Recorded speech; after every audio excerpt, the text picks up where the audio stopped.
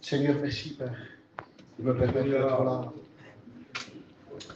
avec mes frères. Seigneur, je veux te demander ce soir de te glorifier, Seigneur. Amen. Ça.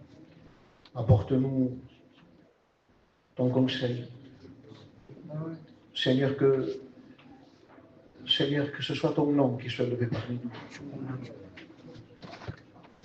Jette à terre toute gloire humaine, Seigneur.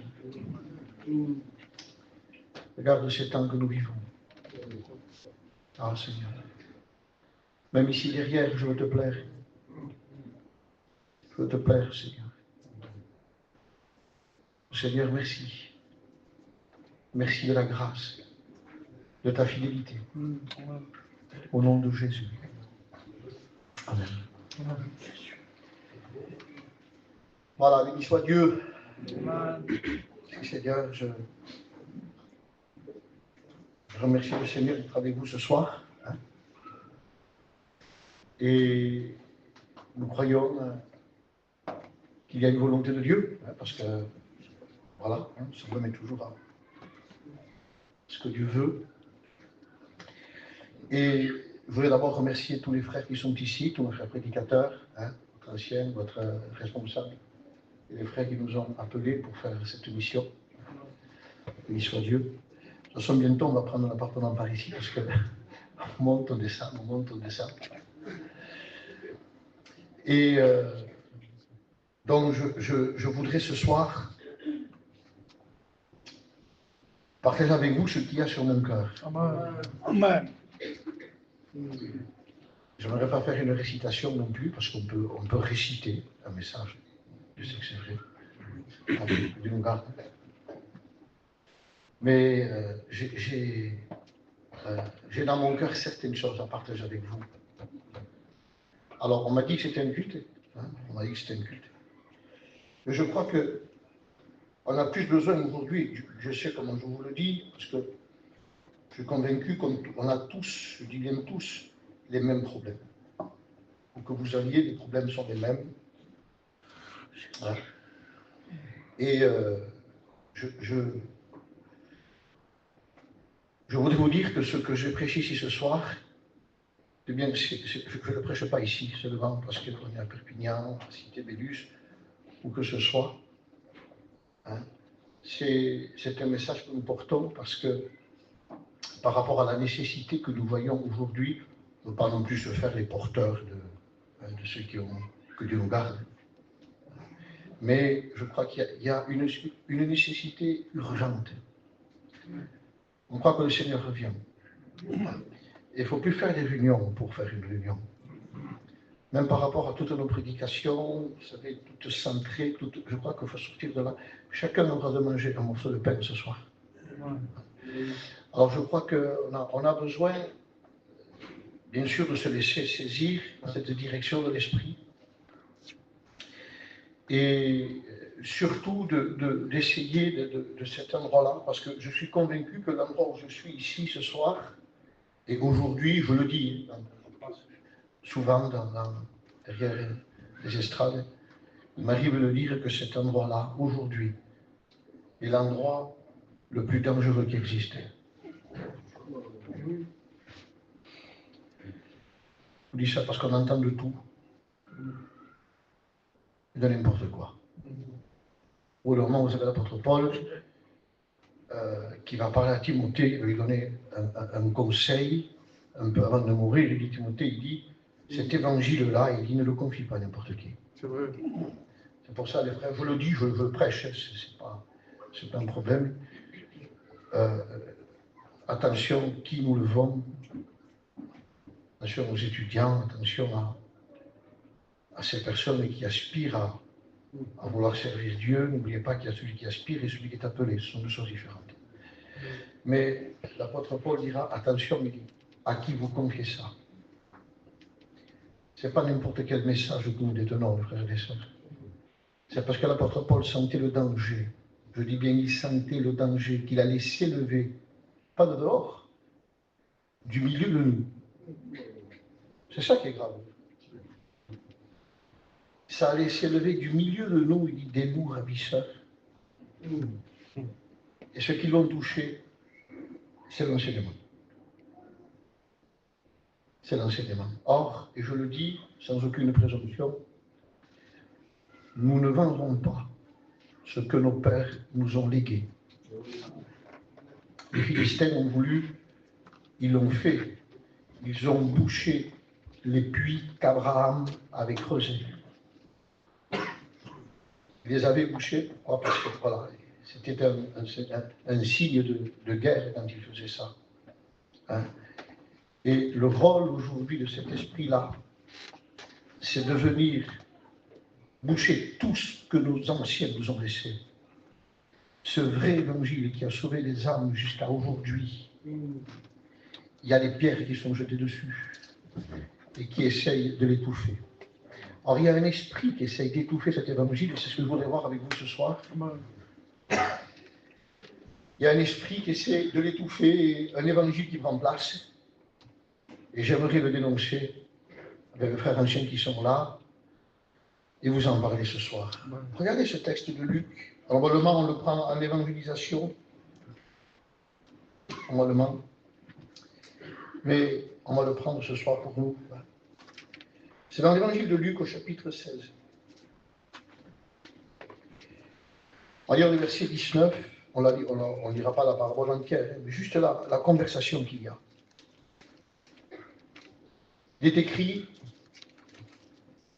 il y avait un homme riche qui était vêtu de pourpre et de fin lin, et qui chaque jour menait joyeuse et brillante vie. Un pauvre nommé Lazare était couché à sa porte, couvert d'ulcères et désireux, vous voyez son désir, de se rassasier des miettes qui tombaient de la table du riche. Même les chiens venaient encore lécher ses ulcères. Il y a une conversation, vous connaissez la parole par cœur, hein? Vous la connaissez, ça fait 50 ans que vous y prêchez. Et regardez la conversation qu'il y a entre le ciel et ce riche-là. Alors au moment, ils parlent ensemble, et le riche dit, verset 27, « Je te prie donc, Père Abraham, d'envoyer Lazare dans la maison de mon père, car j'ai 5 frères. C'est pour qu'il leur atteste ces choses, afin qu'ils ne viennent pas aussi dans ce lieu de tourment. » Abraham répondit, « Ils ont Moïse et les prophètes, qu'ils les écoutent. » C'est vrai, man. Et il dit, « Non !» Alors là, j'appuie le non. Non. Vous rendez compte de vous? Il contredit la norme du ciel qui pourrait les appeler, quoi. Moïse et les prophètes. C'est la loi et les prophètes. Et lui, il dit non, pas ça. Il dit non, Père Abraham. Mais si quelqu'un des morts va vers eux, ils se repentiront. Voyez? Et Abraham lui dit, s'ils n'écoutent pas Moïse et les prophètes, ils ne se laisseront pas persuader, même si quelqu'un des morts ressuscité. C'est vrai. Je lisais l'autre jour, je lisais aussi chez mon frère Samuel, je lisais ce texte, je le répétais à Perpignan, qu'il y avait dans le cœur de l'apôtre Paul, il sentait une obligation. Jusqu'au moment où il dit, parce que la priorité de l'apôtre Paul, c'était pas son ministère. Je dirais qu'on a fait passer le ministère en priorité aujourd'hui. L'apôtre Paul disait, je ne fais aucun cas de ma vie, il disait, pour moi, ma vie, peu importe, il dit, pas de valeur. Et il dit, pourvu que j'accomplisse ma course. Et après, il dit, et le ministère. C'est-à-dire que l'apôtre Paul donnait plus de valeur à la marque de sa vie chrétienne qu'à son ministère. Or, le problème d'aujourd'hui, c'est qu'on a mis la fonction au-dessus de la vie de Dieu. Et on dirait même que pour faire tenir quelqu'un dans la vie de Dieu, il faut qu'il ait une fonction. S'il n'y a plus de fonction, il n'y a plus de vie de Dieu. Les gens se découragent, ils s'en vont. Alors, pour tenir certaines personnes dans l'église, ils disent tiens-toi ça, tiens-toi ça, tiens-toi ça. Et ils sont tenus dans l'église par une fonction. Alors que la vie de Dieu, les fonctions vont cesser, les frères. C'est vrai. Ce que nous allons amener devant Dieu, c'est notre vie. Amen. Et il y a cette préoccupation de Paul, qui comprend, écoutez, dites-moi ce que vous voulez, mais moi, ce frère, je le verrai dans le ciel, je sais, je l'aime beaucoup. Quand on est familiarisé avec les Écritures, les frères, il y a un amour qui se crée en nous. Et tout pourquoi tu dis ça? Parce que il va se sentir dans son cœur comme une obligation, une responsabilité qui l'incombait, comme un poids, comme un fardeau, pas de faire du ministère un trophée. Vous savez, on brandit un trophée, pas du tout. De toute façon, je dis juste ici, excusez-moi, le frère, je donne ces notes-là, parce qu'elles deviennent. N'oubliez jamais que le ministère ne met personne au-dessus de qui que ce soit. L'apôtre Paul dira, il est dit, qu'on nous regarde, il dit, on nous regarde comme les balayeux, comme les derniers des hommes. Ministère, ce n'est pas une médaille. Croyez-moi, c'est un service. Il ne faut jamais l'oublier. Existant en forme de Dieu. Moi, ce texte, il n'a point regardé son égalité avec Dieu comme une proie arrachée, dit la Bible. S'il était l'égal de Dieu, il n'a point regardé son égalité avec Dieu. Et le texte dit qu'il a pris la forme d'un serviteur. Et quel service! Et dans cette obligation qu'avait l'apôtre Paul, il va dire une chose, il va dire, voilà, il dit, et je l'ai dit, je l'ai prêché, je le répète ce soir, il dit, je me dois.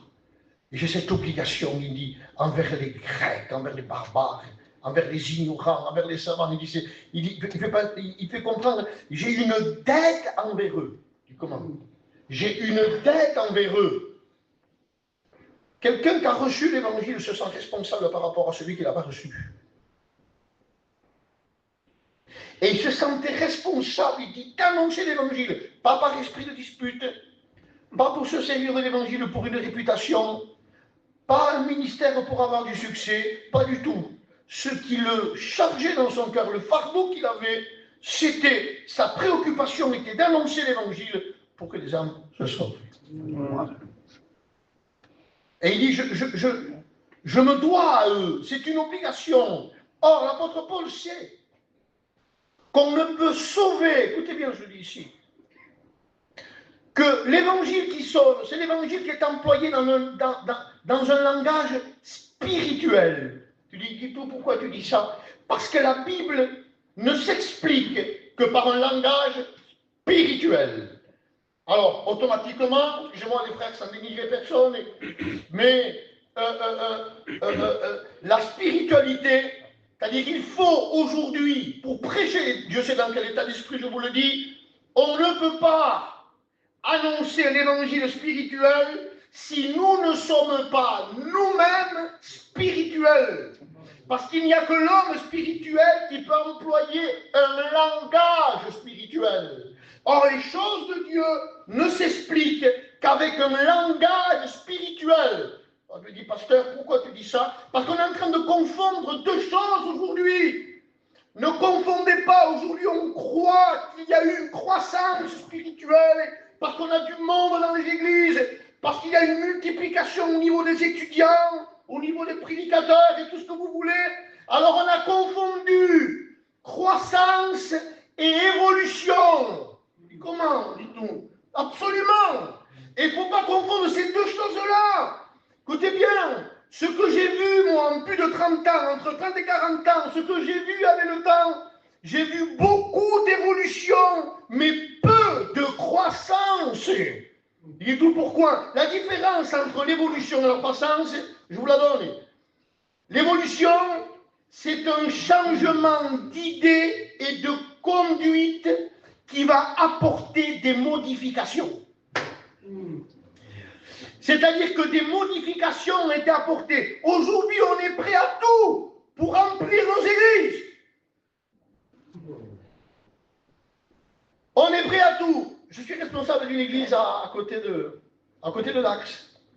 Et quand j'ai pris l'église, je leur ai dit, je l'ai écouté. Je ne suis pas là pour qu'il y ait du monde. Le pasteur, qu'est-ce que tu dis? Tu veux pas sauver les âmes? Oui, on veut que les âmes se sauvent. Mais j'ai compris que le meilleur des moyens d'évangélisation que l'Église peut avoir par rapport aux âmes, c'est ce qu'elle vit. Ça ne sert à rien de faire entrer des âmes dans une caverne de voleurs. Qu'est-ce que je dis? Absolument. Et alors, et je dis que le travail est plus compliqué dedans que dehors. La première évangélisation que Dieu a donnée, il a donné à quelqu'un qui était dedans. Ah bon, du tout? Où? Écoutez, il rentre dans le jardin d'Éden, c'est dedans. Dieu rentre. Premier appel. C'est le premier appel d'évangélisation, c'est Dieu qui le donne. Il dit Adam, où es-tu? Et comment il le cherchait, il l'appelle dedans. Et comment il dit tout? Dedans. Et moi je dis que par rapport au temps que nous vivons, il y a tellement de gens qui sont rentrés dedans que Dieu est obligé de les appeler encore dedans. Il appelle Adam dedans. Il dit pourquoi? Parce qu'Adam était resté dedans avec son péché, caché au milieu des arbres du jardin. Il y avait l'arbre de vie, c'est-à-dire que Adam s'est caché derrière une vie. Il n'y a pas meilleur endroit pour se cacher qu'un local. On peut se cacher derrière une soi-disant vie, les frères et sœurs. Et Dieu vient appeler Adam. Où es-tu? On cherche les perdus dehors. Et Dieu est en train d'appeler le perdu dedans. Et on cherche à tout prix à remplir. De quoi? De perdu. Vous voyez pourquoi je vous dis ça ce soir?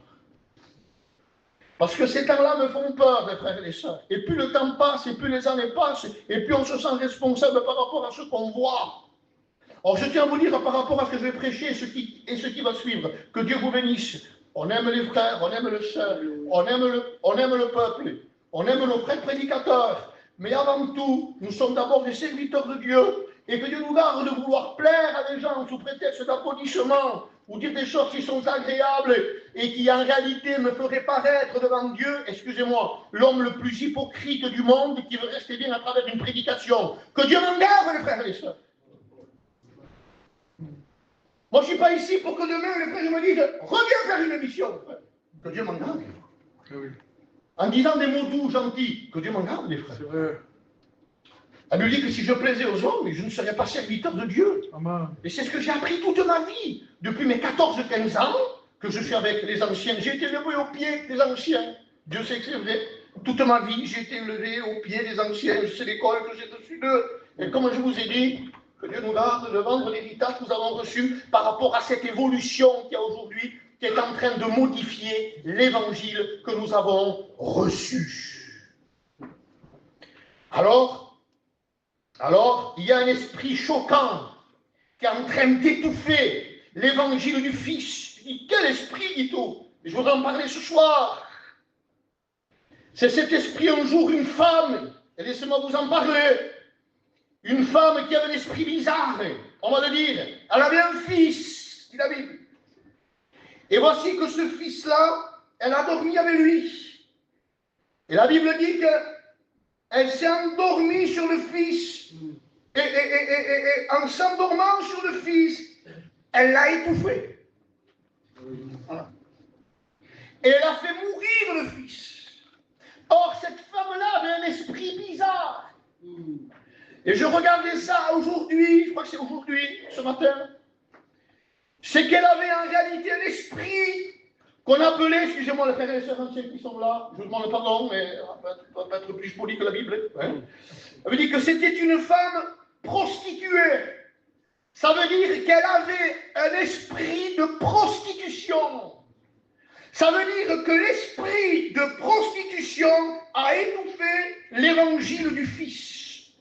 Et bon, absolument. Il y a comme un étouffement, il y a comme un poids qui se met sur le Fils, sur l'évangile du Fils. Parce que le vrai évangile, les frères, il concerne le Christ et puis c'est tout.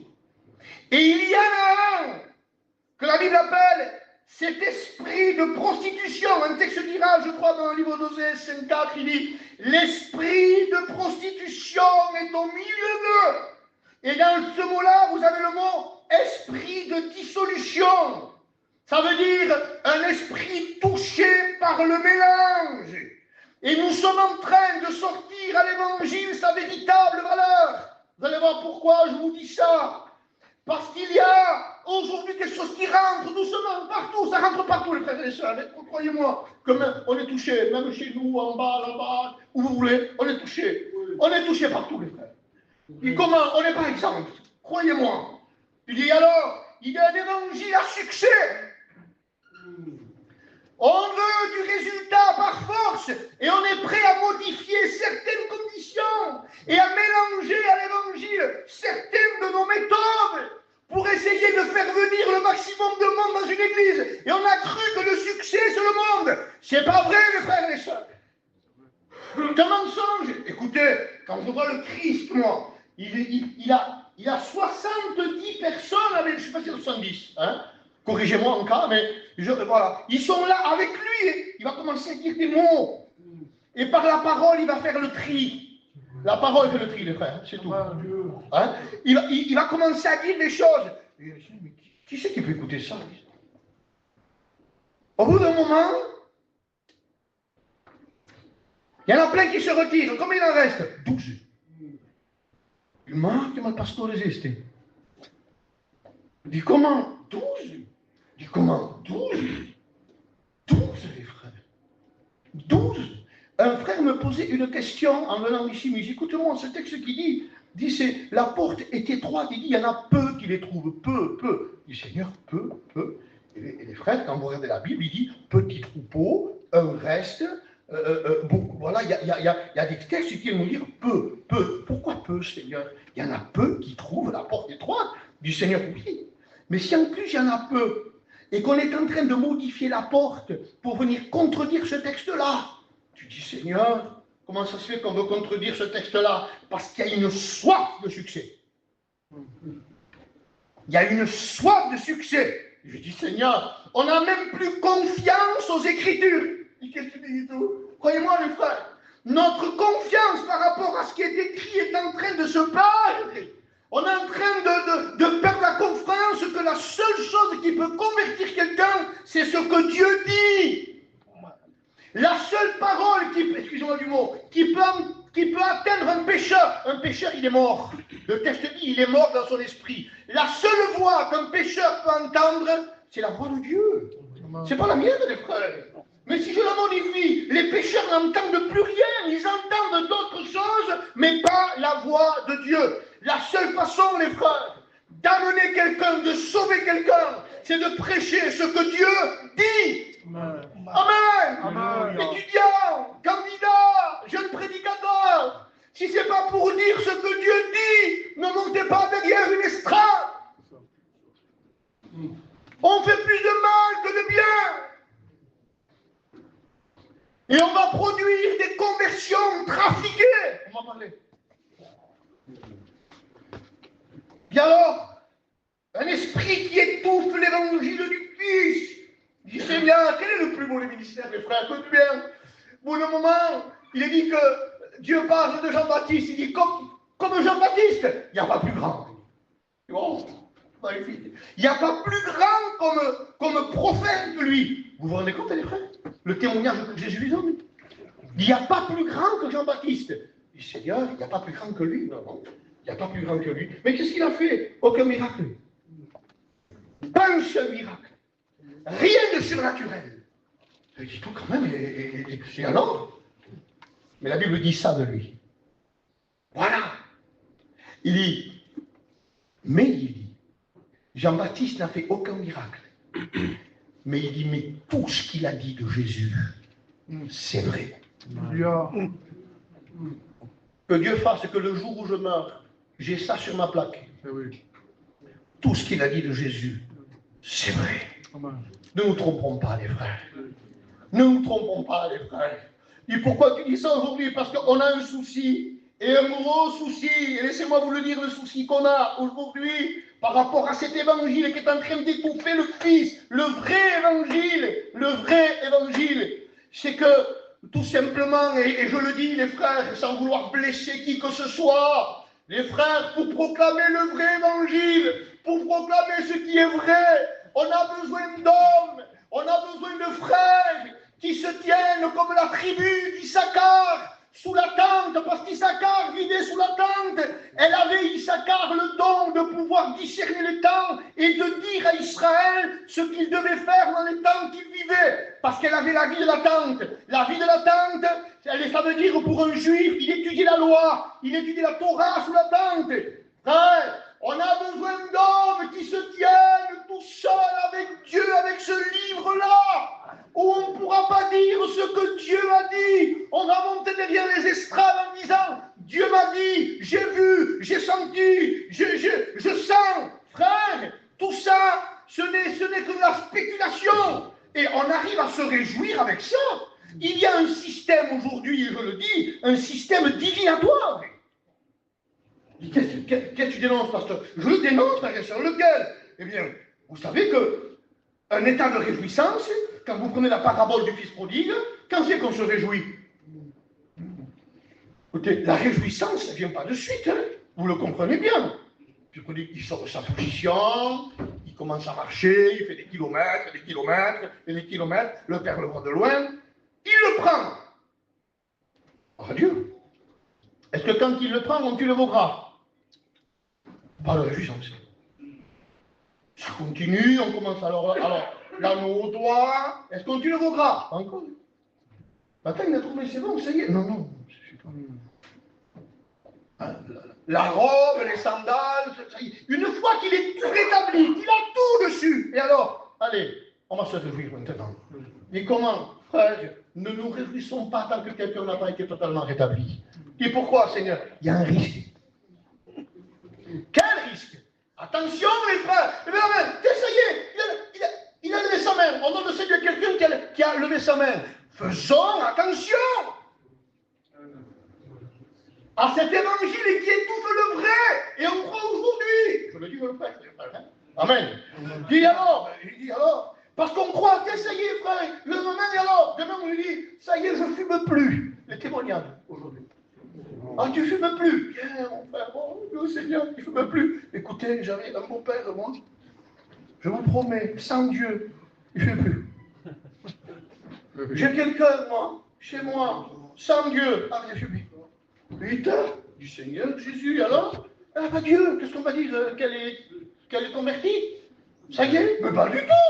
Oh, bien sûr que l'évangile vient livre du tabac. Il n'y a pas de problème, hein, je le donne ici parce qu'on pourrait dire que je dis autre chose. Pas du tout, mais ce n'est pas le centre réel de l'évangile. Il ne voit plus, il ne sort plus. Bon, ça y est, il est converti.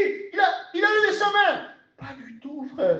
Bien sûr que ça fait partie des signes de repentance, que Dieu délivre du tabac, Dieu délivre l'alcool. Il n'y a pas de problème à ce niveau. Mais l'évangile, c'est des milliards et des milliards et de milliards de fois plus haut et plus grand que ça, les frères. On entend comme ça. Voilà, j'ai fumé, je ne fume plus. Voilà, je ne bois plus. Seigneur, c'est ça, l'évangile.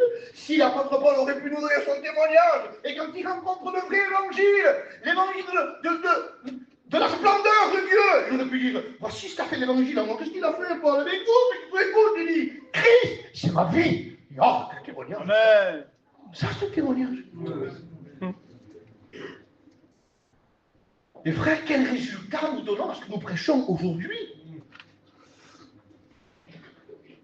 Et alors, j'y viens, il y a des réjouissances, on tue le veau gras, il y a un esprit divinatoire qui tue le veau gras. Où? Allez dans l'Ancien Testament, allez voir la magicienne d'Endor, mes frères. La magicienne d'Endor, eh bien, au bout d'un moment, Saül va la consulter. Hein, et voici qu'elle a quelque chose chez elle.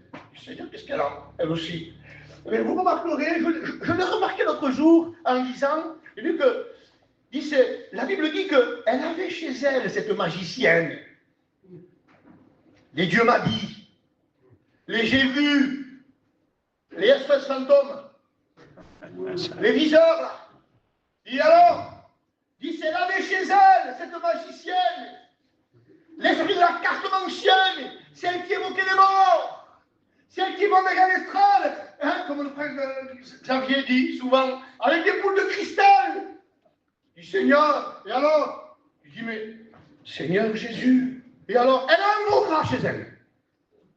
Putain, un esprit divinatoire avec un gros gras. Elle a un gros gras chez elle. Elle a une réjouissance. Et alors on arrive à se réjouir parce qu'on a dit, Dieu m'a dit, j'ai vu que toi. Il suffit qu'on voit dans la salle quelqu'un qui a un visage un peu comme ça, t'es pas bien, quoi. On se donne une espèce d'importance à la lumière pour dire qu'on a la révélation. Révélation de quoi, frère? Arrêtons avec ce système-là, ça ne marche pas. Si, je vous dis ce qui marche, moi. Et dit, c'est que cette magicienne-là, cet esprit divinatoire va tuer le bon gras. Donc ils vont arriver à se réjouir parce que l'esprit divinatoire a été prêché. Ils arrivent à se réjouir, elle tue le bon gras. Mais pour qui? Pour Saül. Waouh, quelle réjouissance! On se réjouit pour des personnes comme Saül qui ne se sont même pas repentis, qui sont de repentance, qui veulent seulement écouter des cantiques parce que Saül voulait écouter des cantiques de la Bible. Comment pour se calmer? Alors, réunion, je me calme. Un évangile calmant, petit peu lui prendre. Je me calme à la réunion. Maintenant, ceux qui croient que par rapport à ces cantiques bizarres, d'aujourd'hui, c'était moi, je le dis. Pendant les cantiques, les gens crient, les gens sortent, les gens écoutez. Moi, je vois là que quand David est en train de jouer de la harpe par rapport à un cantique, sûrement, il se calme. Un cantique nous donne plus le calme que l'excitation. Un vrai cantique, hein? Entre parenthèses, hein? Et bon, et alors, on arrive à se réjouir pour des saluts. Ça y est, c'est même pas repenti. Seulement parce qu'on est dans la réunion, il a fait ça. Ça y est, une explosion. Venez dire ça, frère. Je ne fais pas souvent des appels, croyez-moi. J'en fais, ça m'arrive, mais pas souvent. Il faut quoi? L'évangile, c'est personnel. Il ne faut pas le faire l'appel. Oui, c'est écrit, Jésus l'appela. Il n'y a pas de souci, frère. C'est pas que je suis contre l'appel. Mais je préfère quand c'est le cœur à cœur, là. Amen. Quand c'est entre toi et Dieu tout seul, là. C'est ça, l'évangile. Il dit alors écoutez ceci, cet évangile divinatoire, et je viens au texte que j'ai lu. C'est l'évangile en réalité que le riche prône en enfer. Cet évangile-là, le texte dit qu'il était vêtu de pourpre, l'évangile du pourpre. C'est quoi? L'évangile de la luxure. Cette parabole, vous avez Lazare et vous avez le riche. Là, ce sont deux églises différentes. L'église du riche et l'église de Lazare. Il dit, tiens, Seigneur, moi si je passe par là, de quelle église tu veux faire partie, toi, du tout? Écoute-moi, hein, sans exception, riche. Il dit, tiens, écoutez, on ne va pas quand même aller chez Lazare. Tu te rends compte de toi? Couvert d'ulcère, il n'a pas un sou, hein, pas une flèche. Malade, couvert d'ulcère, devant la porte, on lui dit, qui veut de cet évangile, frère? Mais qui en veut? Personne, l'autre dedans. Les réjouissances tous les jours, c'est la joie, c'est la réussite, c'est le tout va bien. Et alors, il est certain qu'il avait du monde. Il y avait du monde à sa table, il y avait des réjouissances tous les jours. Il y avait du monde, les frères. C'est vrai qu'il y avait du monde. Mais je faisais remarquer cette remarque l'autre jour. Les frères, quand le riche est en enfer, il va faire une demande. Il fait une demande. Regardez cette église. Et il va dire, j'ai 5 frères, il dit. J'ai 5 frères, il dit alors. Il dit, envoie Lazare, il dit, envoie-les. Il fait une demande, le riche. Il dit comment? Il veut que ses frères se sauvent. Je dis, Seigneur, tiens, bizarre. Et vous allez voir avec quel évangile il demande que ses frères se sauvent. Pauvre Finlande, du monde, en pagaille. Or, vous remarquerez qu'il demande pour ses frères. Il dit, donne-moi, il dit, j'ai 5 frères. Et frères, attendez, moi je m'arrête. Et je dis, Seigneur, c'est pas possible. Que Dieu nous garde. Hein.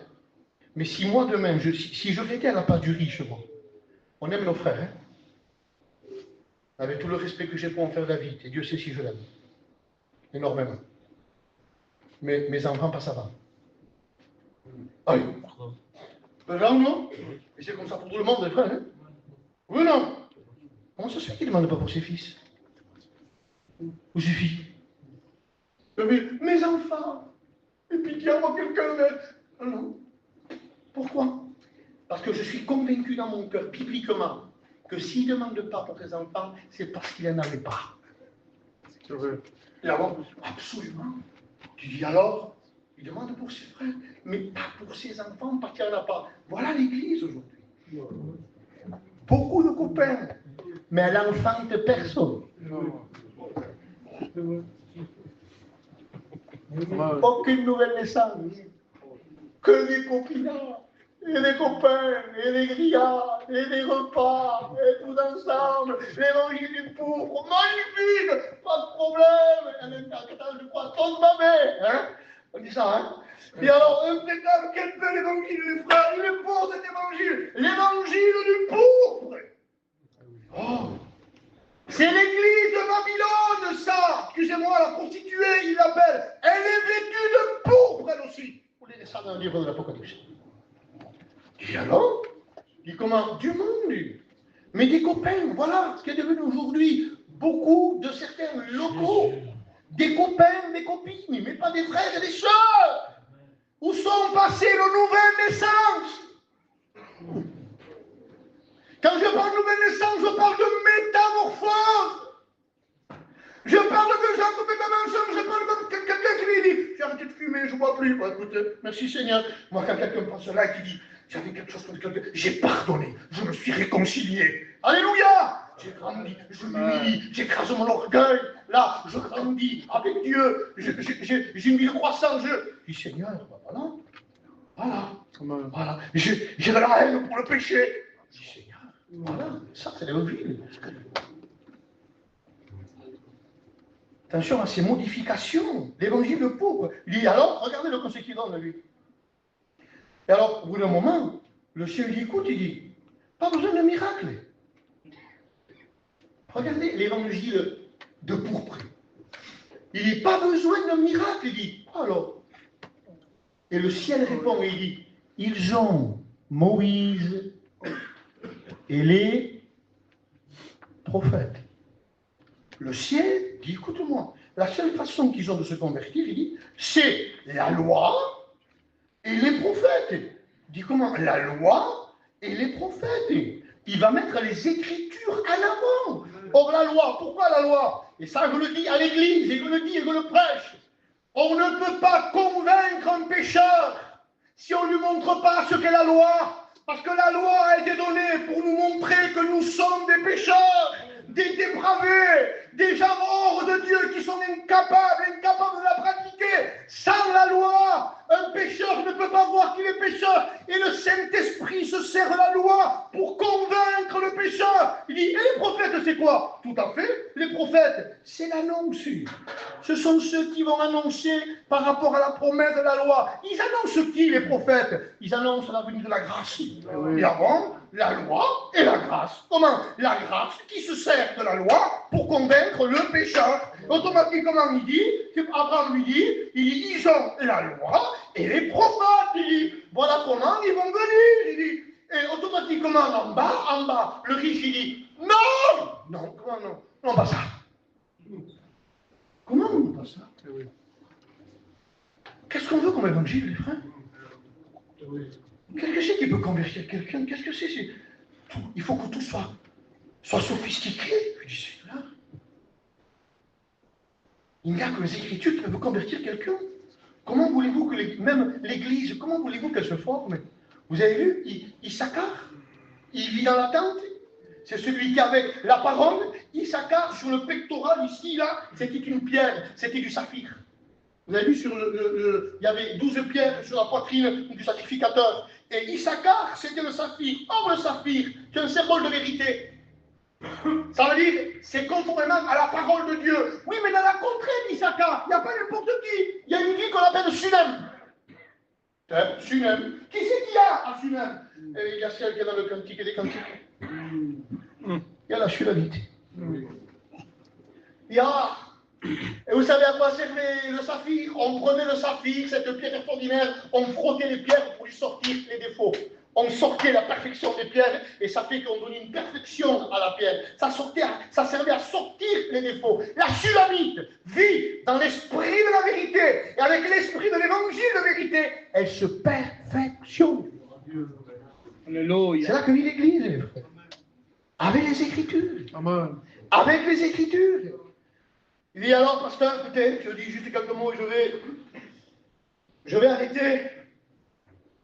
Il dit alors, eh bien, voilà le système d'évangélisation que nous vivons aujourd'hui. On arrive même à exporter des repentances par force. Repends-toi. Ils sont devant, ils se sont levés à l'appel comme si on est obligé de faire mal. Allez, vas-y, demande pardon. Demande pardon. Il dit Seigneur Jésus. En Amérique, ils ont des livrets où ils font des prières répétitives du pécheur. Allez, dis ça. Oui, pardon, Seigneur. Dis ça. Oui, pardon, Seigneur. Du Seigneur, où sont les repentances spontanées des hommes convaincus?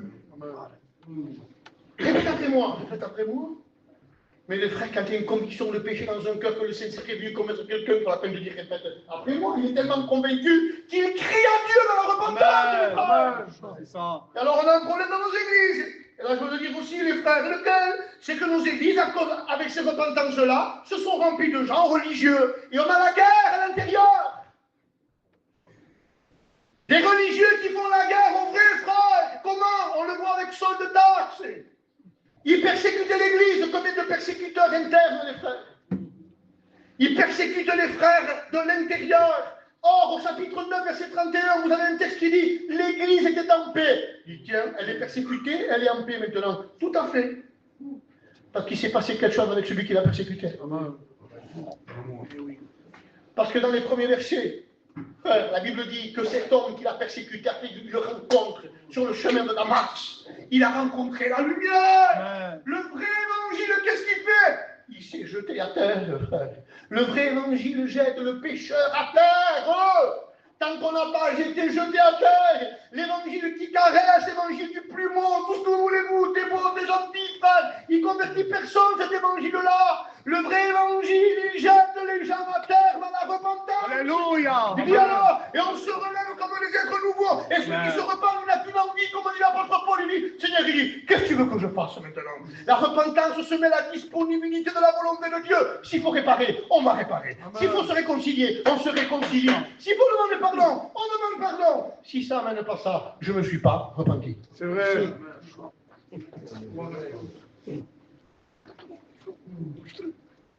Pas sincère du Seigneur Jésus. Attention. Quelle condamnation.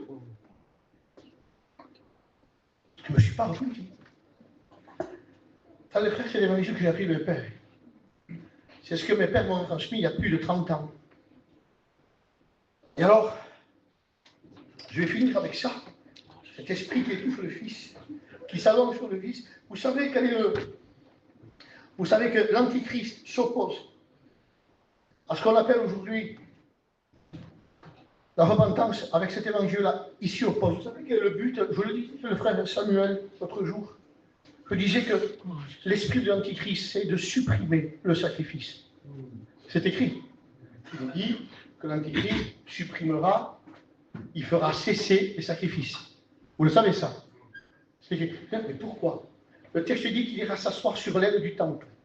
L'aile du temple, c'est l'endroit où c'est qu'on appelle le lieu très saint, là où Dieu vient s'asseoir. Le but de l'Antichrist, c'est d'aller s'asseoir là où Dieu proclame sa sainteté. D'abord, absolument, oui. Oui, mais on sait très bien que dans ce lieu-là, pour y rentrer, il faut du sang. Pourquoi? Parce qu'il faut une purification.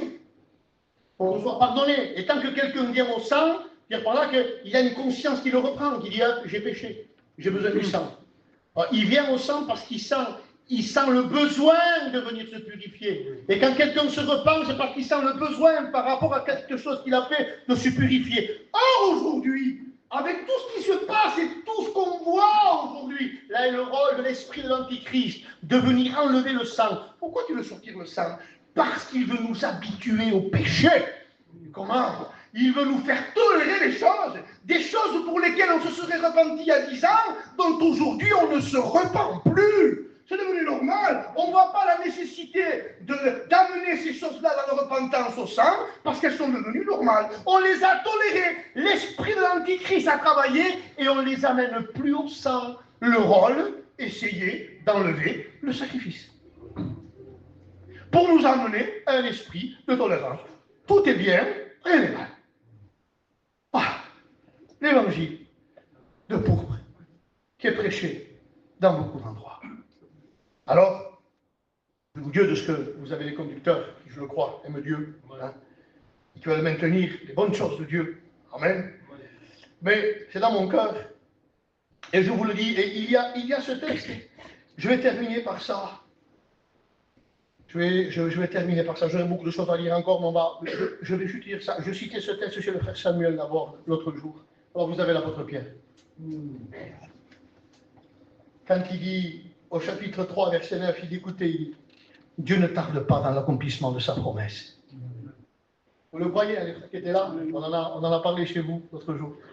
Il dit, Dieu ne tarde pas dans l'accomplissement de sa promesse. Et le texte dit, voilà, il use de patience.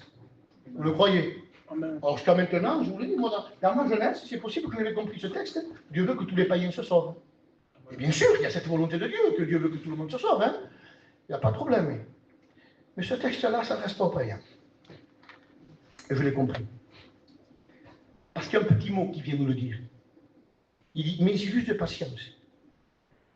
Attention, je ne dis pas que j'ai dit qu'il ne faut pas que les païens vont se sauver. On croit, en tous les cas, la totalité. Hein? Je ne dis pas tous, mais ils vont se sauver. Et écoutez ceci. Et là, il dit, mais il use de patience. Regardez ces deux mots. Il dit, envers vous.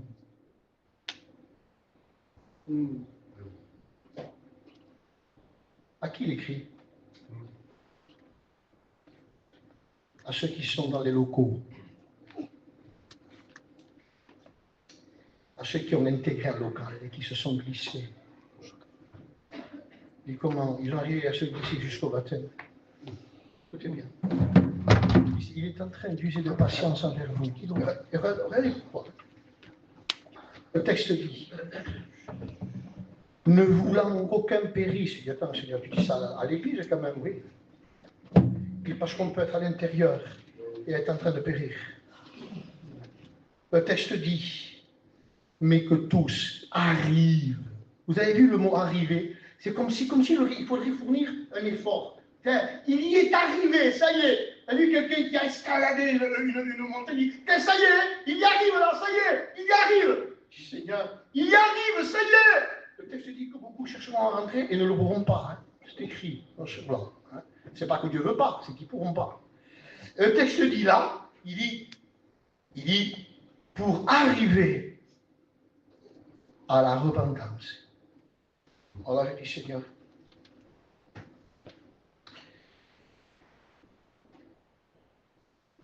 je veux dire par là que beaucoup dans les locaux ne se sont pas repentis, Seigneur. Oui. Et j'en suis convaincu. Et ça, c'est ma conviction biblique.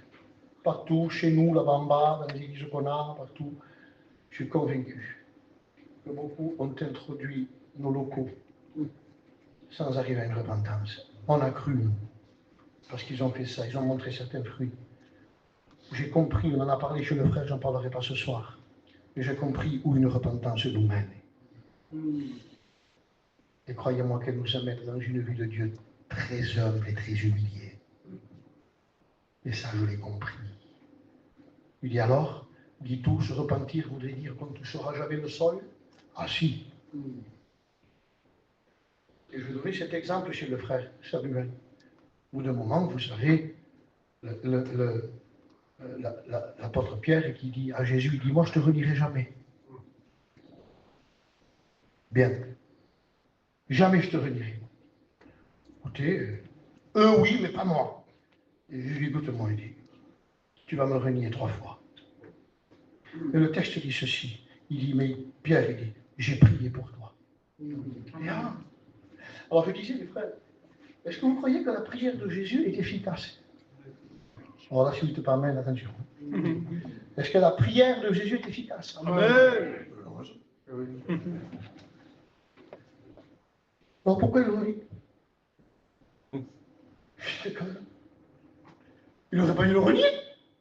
Il prie pour lui, le frère. Alors, Jésus a prié pour moi, je suis tranquille. Sûr et certain que je ne renie pas la prière de Jésus pour moi. Non, je ne peux pas le renier. Il le renie.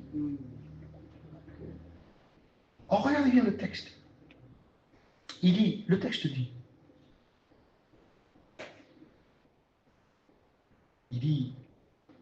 arrêtez-le parce que je vois que vous êtes très, très attentifs, hein, ce qui est un signe que la parole se pose. Hein.